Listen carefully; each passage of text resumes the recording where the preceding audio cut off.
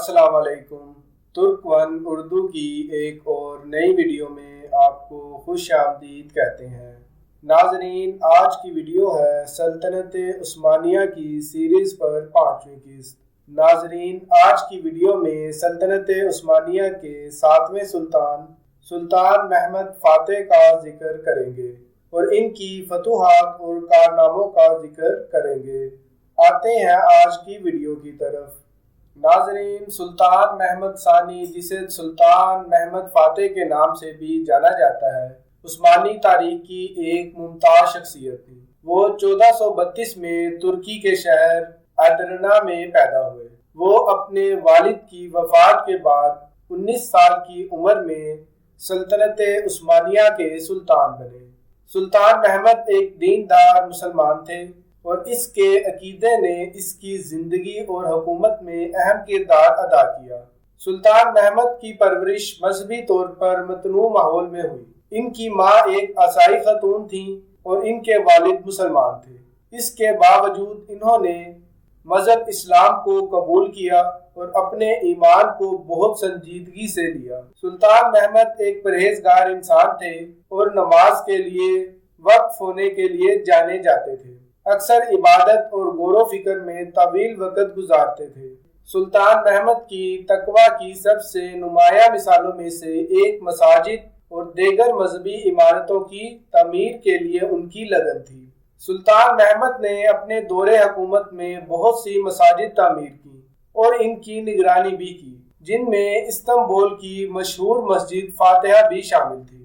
سلطان محمد نے بہت سے مذہبی متن اور مخطوطات کی تخلیق کا کام بھی انجام دیا اور وہ اسلامی اسکالرشپ کے سرپرست کے طور پر بھی جانے جاتے تھے۔ سلطان محمد فاتح دوم 7 زبانیں بولتے تھے، باشمول ترکی، یونانی، عبرانی، عربی، فارسی اور لاطینی۔ جس عمر میں انہوں نے قسطنطنیہ فتح کیا، قسطنطنیہ کے سقوط کے بعد انہوں نے شہر میں بہت سی یونیورسٹیاں اور کالج قائم کیے، جن میں سے کچھ اب بھی موجود ہیں۔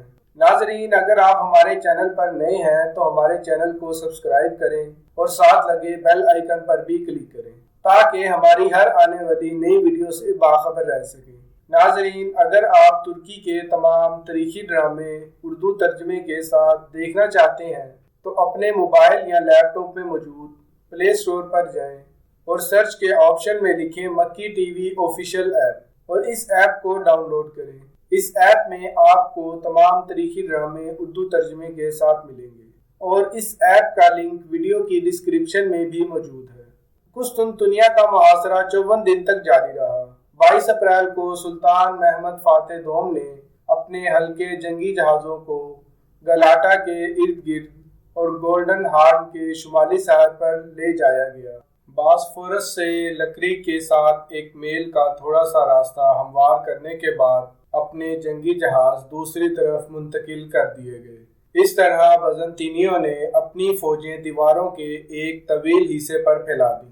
نئی صبح کے ساتھ ہی سلطان محمد فاتح نے اپنے خفیہ ہتھیار کو ترتیب دینے کا حکم دیا، جو اس نے خود ایجاد کیا تھا، جو کہ ایک دیو ہیکل موبائل ٹاور ہے، جو شہر کی دیواروں سے اونچا ہے، جس میں سینکڑوں فوجی موجود تھے۔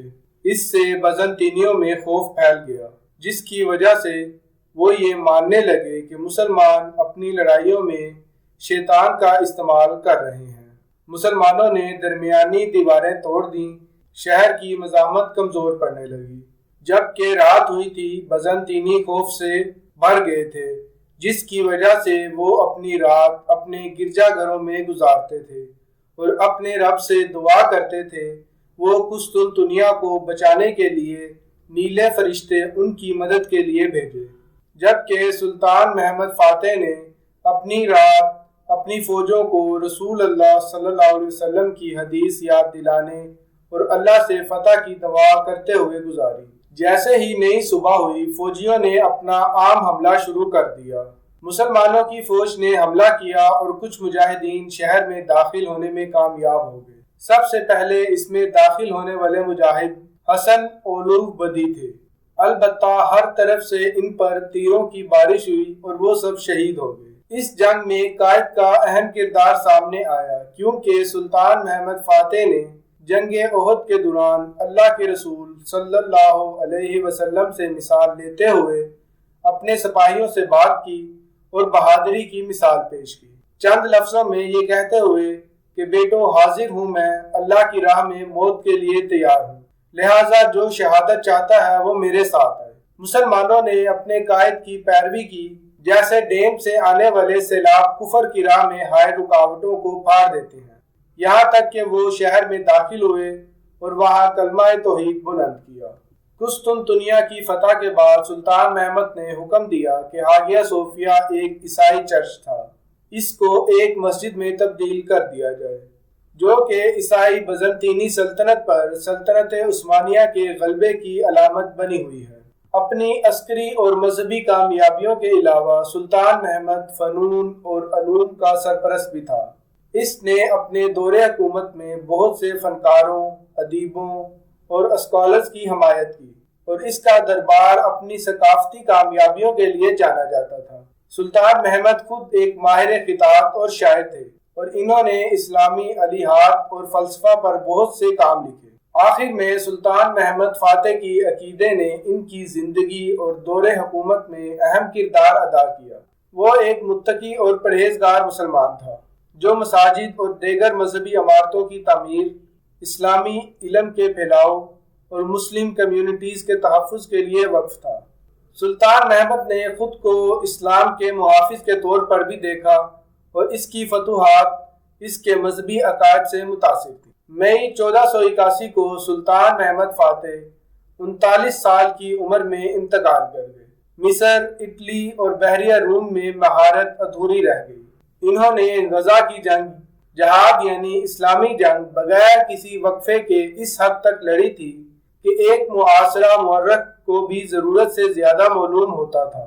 جیسا کہ اس نے دعویٰ کیا تھا، وہ 30 سال کے عرصے میں 2 سمندروں اور 2 بڑے اعظموں کے مالک سلطان محمد فاتح کا مقبرہ استنبول کی فاتح مسجد میں واقع ہے۔ ناظرین، امید کرتا ہوں ہماری آج کی ویڈیو اور اس سیریز کی 5ویں ویڈیو آپ کو پسند آئی ہوگی۔ اپنی رائے سے کمنٹ سیکشن میں ضرور آگاہ کیجیے گا۔ ناظرین، اگر آپ ہمارے چینل پر نئے ہیں تو ہمارے چینل کو سبسکرائب کریں اور ساتھ لگے بیل آئیکن پر بھی کلک کریں، تاکہ ہماری ہر آنے والی نئی ویڈیو سے باخبر رہ سکیں۔